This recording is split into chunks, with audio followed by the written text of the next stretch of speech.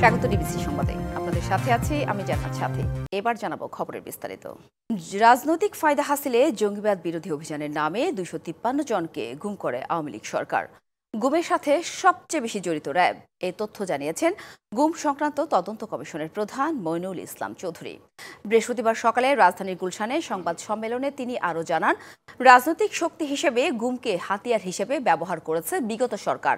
রাজনৈতিক ক্ষমতা কেন্দ্রীভূত করা এবং শাসন দীর্ঘায়িত করার জন্য এই কাজ করা হয়েছিল। এমনকি সাধারণ নাগরিকদের বেআইনিভাবে ভারতীয় বাহিনীর হাতে তুলে দেওয়ার প্রমাণ পেয়েছে গুম সংক্রান্ত তদন্ত কমিশন। এখন পর্যন্ত 16টি গোপন বন্দিশালা পরিদর্শন করা হয়েছে বলেও জানান কমিশন প্রধান। জুলাই পরবর্তী সময়ে গুম কমিশনে প্রায় 1850টি অভিযোগ পড়েছে। বিগত সরকারের শাসনামলে গুম একটি সুশৃঙ্খল ও প্রাতিষ্ঠানিক রূপে জঙ্গিবাদ বিরোধী অভিযানের ছায়াতলে ইসলামবাদের হুমকিকে ব্যবহার করে রাজনৈতিক ক্ষমতা কেন্দ্রীভূত করা, আন্তর্জাতিক স্বীকৃতি অর্জন এবং শাসন দীর্ঘায়িত করার উদ্দেশ্যে পরিচালিত হয়েছে, যার ভিত্তি ছিল মেধাবী শিক্ষার্থী, রাজনৈতিক কর্মী, সাংবাদিক, ডাক্তার, ইঞ্জিনিয়ার সহ বিভিন্ন সরকারি বেসরকারি পেশাজীবী তথা সাধারণ জন। ক্ষমতাচ্যুত সাবেক প্রধানমন্ত্রী শেখ হাসিনার আদালত অবমাননার মামলা শুনানি করতে অ্যামিকাস কিউরি হিসেবে সিনিয়র আইনজীবী ওয়াই মুসুজ্জামানকে নিয়োগ দিয়েছে আন্তর্জাতিক অপরাধ ট্রাইব্যুনাল। বৃহস্পতিবার ট্রাইব্যুনাল 1-এর শুনানিতে শেখ হাসিনার আদালত অবমাননা মামলার অগ্রগতি জানায় প্রসিকিউশন। বিচারের স্বচ্ছতা নিশ্চিতে অ্যামিকাস কিউরি নিয়োগ দেয় ট্রাইব্যুনাল। এই মামলার পরবর্তী শুনানি হবে আগামী 25শে জুন।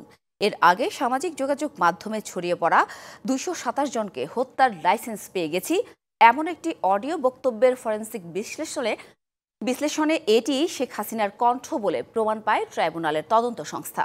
আদালত অবমাননার অভিযোগে তাকে ট্রাইব্যুনালে হাজির হতে 2টি জাতীয় দৈনিকে বিজ্ঞপ্তি প্রকাশের নির্দেশ দেয় ট্রাইব্যুনাল। ট্রাইব্যুনাল আজকে একটি আদেশ জারি করেছেন, সেটি হলো ট্রাইব্যুনাল রুলসের 41 বিধি মোতাবেক একজন অ্যামিকাস কিউরি নিয়োগ করেছেন এই মামলায় মতামত গ্রহণের জন্য এবং আদালতকে সহায়তা করার জন্য। রাজনৈতিক দলগুলোর সঙ্গে দ্বিতীয় পর্যায়ের 4র্থ দিনের বৈঠক করছে জাতীয় ঐকমত্য কমিশন। রাজধানীর ফরেন সার্ভিস একাডেমিতে বৈঠকের সূচনা বক্তব্যে কমিশনের সহসভাপতি ডক্টর আলী রিয়াজ বলেন, রাষ্ট্রপতি নির্বাচনের ইস্যুতে আজ আলোচনা হচ্ছে, আর অমীমাংসিত বিষয়ে আলোচনা হবে আগামী সপ্তাহে। বুধবারের বৈঠকে 3টি এজেন্ডা থাকলেও জাতীয় সাংবিধানিক কাউন্সিল এনসিসি গঠন নিয়ে বিশদ আলোচনা হয়। তবে এটি নিয়ে পক্ষে বিপক্ষে মত থাকায় নীতিগত ঐকমত্যে পৌঁছানো যায়নি। রাষ্ট্রপতির নির্বাচন প্রক্রিয়া নিয়ে কথা বলেছি এবং সেখানে রাষ্ট্রপতির ক্ষমতার প্রশ্নটি এসছে, সেগুলো থেকে আমরা আলোচনা শুরু করব। এর বাইরে আমরা 3টি বিষয়ে আজকে আলোচনা করতে চাই এবং আমাদের আশা যে সমস্ত বিষয়ে আলোচনার ক্ষেত্রে আমরা একটু বিষয়ে নিবিষ্ট থাকব, যাতে করে সকলের কথা শোনা যায়। সংক্ষেপে সুনির্দিষ্টভাবে বিষয়ে থাকলে আমাদের জন্য অগ্রসর হওয়া সম্ভব হবে। সংসদ নির্বাচনের দল ও প্রার্থীর আচরণবিধি ও সংসদীয় আসনের সীমানা নিয়ে বৈঠকে বসেছে নির্বাচন কমিশন। বৃহস্পতিবার সকালে রাজধানীর আগারগাঁওয়ে নির্বাচন ভবনে সিইসির সভাকক্ষে এ বৈঠক শুরু হয়। এএমএম নাসির উদ্দিন নেতৃত্বাধীন ইসির 7ম কমিশন সভা এটি। প্রধান নির্বাচন কমিশনার ছাড়াও 4 কমিশনার, ইসি সচিব ও সংশ্লিষ্ট কর্মকর্তারা যোগ দিয়েছেন বৈঠকে। এই অঞ্চলে শান্তি ও স্থিতিশীলতার জন্য বাংলাদেশের সাথে কাজ করতে প্রতিশ্রুতিবদ্ধ যুক্তরাষ্ট্র। ওয়াশিংটন ডিসিতে অন্তর্বর্তী সরকারের জাতীয় নিরাপত্তা উপদেষ্টা এবং প্রধান উপদেষ্টার রোহিঙ্গা সমস্যা বিষয়ক হাই রিপ্রেজেন্টেটিভ খলিলুর রহমানের সাথে বৈঠকে একথা বলেন মার্কিন উপপররাষ্ট্রমন্ত্রী ক্রিস্টোফার ল্যান্ডাও। স্থানীয় সময় বুধবার ওয়াশিংটন ডিসিতে মার্কিন পররাষ্ট্র দপ্তরে এই বৈঠক অনুষ্ঠিত হয়। সামাজিক যোগাযোগ মাধ্যম এক্সে এক পোস্টে এই বৈঠকের বিষয়ে জানান মার্কিন উপপররাষ্ট্রমন্ত্রী ক্রিস্টোফার ল্যান্ডাও। তিনি বলেন, বৈঠকে যুক্তরাষ্ট্র বাংলাদেশ দ্বিপাক্ষিক সম্পর্ক নিয়ে আলোচনা হয়েছে 2 দেশের মধ্যে বাণিজ্য ও বাণিজ্যিক সম্পর্ক সম্প্রসারণ নিয়েও। এছাড়া রোহিঙ্গা ইস্যু, বাংলাদেশ ও যুক্তরাষ্ট্রের মধ্যে চলমান শুল্ক আলোচনা, দক্ষিণ এশিয়ার সাম্প্রতিক পরিস্থিতি এবং বাংলাদেশে গণতান্ত্রিক উত্তরণের বিষয়েও আলোচনা করেন তারা। এছাড়া মধ্য ও দক্ষিণ এশিয়ায় যুক্তরাষ্ট্রের সহকারী বাণিজ্য প্রতিনিধি ব্রেন্টন লিঞ্চের সঙ্গেও সাক্ষাৎ করেন ডক্টর খলিলুর রহমান। রাজধানীর পল্টনে অভিযানে মাদক কারবারিদের ছোড়া গুলিতে গোয়েন্দা পুলিশের 3 সদস্য গুলিবিদ্ধ হয়েছেন। এদের মধ্যে দুইজনকে দেখতে ঢাকা মেডিকেল কলেজ হাসপাতালে যান স্বরাষ্ট্র উপদেষ্টা অবসরপ্রাপ্ত লেফটেন্যান্ট জেনারেল মোহাম্মদ জাহাঙ্গীর আলম চৌধুরী। গুলিবিদ্ধ ডিবির সহকারী কমিশনার এনায়েত কবির শোয়েবকে প্রাথমিক চিকিৎসা দেওয়া হয়েছে। বাকি দুজনের মধ্যে একজন এসআই ও একজন কনস্টেবল। ঢাকা মহানগর পুলিশের মিডিয়া শাখার ডিসি তালিবুর রহমান জানান, বুধবার রাতে পল্টন এলাকায় মাদক বিরোধী অভিযানের সময় গুলি ছোড়ে মাদক কারবারিরা। 3 জনকে ঘটনাস্থল থেকে গ্রেপ্তার করা হয়। জব্দ করা হয় একটি প্রাইভেট কার এবং 9,500 পিস ইয়াবা। হাসপাতালে স্বরাষ্ট্র উপদেষ্টা জানান, জীবন বাজি রেখে মাদক নির্মূলে কাজ করে যাচ্ছে পুলিশ। দাবি করেন, অপরাধীরা খুব বেশি সুযোগ নিতে পারছে না। একজনের গুলি করতে করতে যাইতেছিল, কিন্তু আমরা 3 জন আসামিকে ধরে ফেলছি। গাড়িটাও আমরা উদ্ধার করতে পারছি এবং 9,000 ইয়োবা আমরা উদ্ধার করতে পেরেছি। এবং আমাদের যে 3 জন আমাদের আহত হয়েছে, আমাদের একজন এএসপি উনিও অল্প একটু আহত হয়েছিল। ওনারা সবাই খুব ভালো অবস্থায় আছে আল্লাহ দিলে। কারো কোন রকমের আর বাকি আসামি যে আছে এগুলির আমরা ধরার চেষ্টা করছি। সরকারি চাকরি সংশোধন অধ্যাদেশ 2025 বাতিলের দাবিতে আন্দোলনরত কর্মচারীরা আজও বিক্ষোভ মিছিল ও সমাবেশ করেছেন। বৃহস্পতিবার বেলা 11টার দিকে আন্দোলনকারী কর্মচারীরা মিছিল নিয়ে সচিবালয়ের বিভিন্ন ভবন প্রদক্ষিণ করে। পরে তথ্য মন্ত্রণালয়ের সামনের রাস্তায় অবস্থান কর্মসূচি পালন করে। তাদের দাবি, যতক্ষণ পর্যন্ত আইন বাতিল না করা হবে ততক্ষণ পর্যন্ত তারা আন্দোলনের পথ থেকে সরবে না। যেহেতু সরকার তাদের দাবির প্রতি কর্ণপাত করছে না, তাই তারা বৃহত্তর আন্দোলনের ডাক দেওয়ার ঘোষণা দেন। এছাড়াও আগামী রবিবার কর্মসূচির ঘোষণা আসবে বলেও হুঁশিয়ারি দিয়েছেন নেতারা। ইরানে মার্কিন হামলার পরিকল্পনার নীতিগত অনুমোদন দিয়েছেন প্রেসিডেন্ট ডোনাল্ড ট্রাম্প। তবে হামলায় যুক্তরাষ্ট্র সরাসরি অংশ নেবে কিনা সে বিষয়ে এখনও চূড়ান্ত সিদ্ধান্ত নেওয়া হয়নি বলে জানিয়েছে ট্রাম্প প্রশাসন।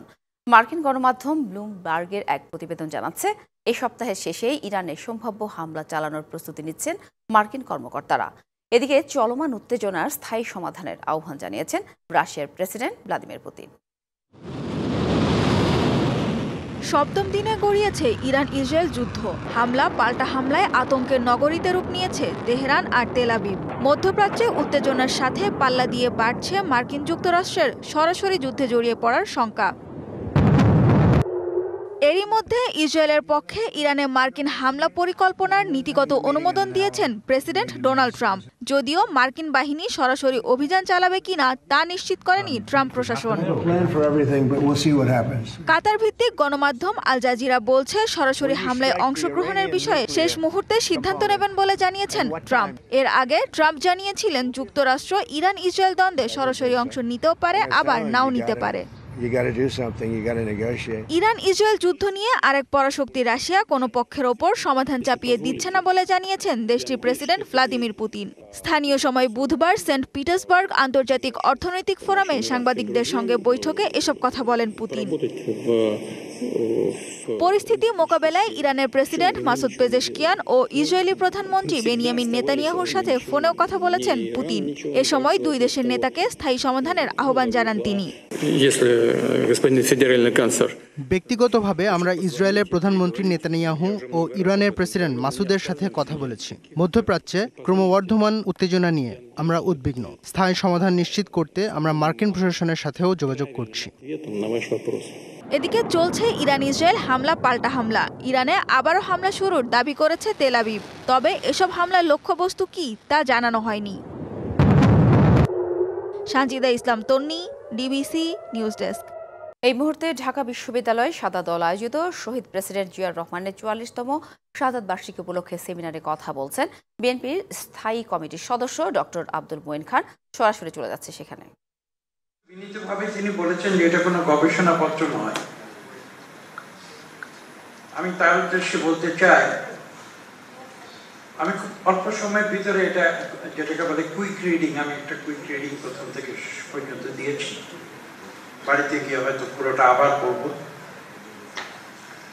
আমি তার যে বিনীত যে বক্তব্য যে এটা কোনো গবেষণাপত্র নয়, আমি তার উদ্দেশ্যে আমি ছোট্ট একটি অনুরোধ করতে চাই। আপনি তো এখনো ডিন আছেন এখানে,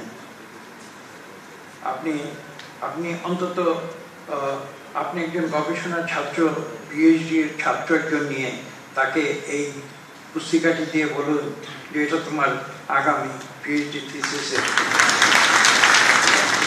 বিষয়। বলছি এই কারণে যে বিদেশে কিন্তু বিশ্ববিদ্যালয়গুলোতে এ ধরনের কাজ অনেক হয়। বাংলাদেশেও বিশ্ববিদ্যালয় থেকে, ঢাকা বিশ্ববিদ্যালয় ইন পার্টিকুলার, পিএইচডি ছাত্র বের হয়ে আসে। আমিও এখানে পিএইচডি সুপারভাইজার হিসেবে ছিলাম। একটি অজানা গল্প, ছোট্ট গল্প এ বিষয়ে বলতে চাই। আমার ছাত্র যখন পিএইচডি ডিগ্রি লাভ করে তখন বিশ্ববিদ্যালয় থেকে একটি চিঠি এসেছিল আমার কাছে যে সফলভাবে একজন পিএইচডি ছাত্রর দায়িত্ব পালন করার জন্য বিশ্ববিদ্যালয় আমাকে কিছু উপঢৌকন দিয়েছে। আমি বিনীতভাবে প্রত্যাখ্যান করে বলেছিলাম যে আমি উপঢৌকনের জন্য পিএইচডি ছাত্র তৈরি করিনি, আমি লেখাপড়া করার জন্য, গবেষণার জন্য এই কাজটি করেছি এবং এটা আমার নিয়মিত কাজের অংশ। আমি জানি না সেই প্রথা ঢাকা বিশ্ববিদ্যালয় আজ পর্যন্ত প্রচলিত আছে কিনা। যদি থাকে আমি মনে করি সেই প্রথা অবিলম্বে বাতিল করা উচিত। এটা হয়তো সম্ভবত শিক্ষকদের গবেষণার জন্য উৎসাহিত করার জন্য দেওয়া হতো। ডিবিসি সংবাদ এই ছিল এখনকার মতো। ডিবিসি নিউজের সংবাদগুলো পড়তে ভিজিট করুন dbcnews.tv আর ভিজিট করুন ডিবিসি নিউজের ফেসবুক পেজ এবং ইউটিউব চ্যানেল। ডিবিসির সঙ্গে থাকুন।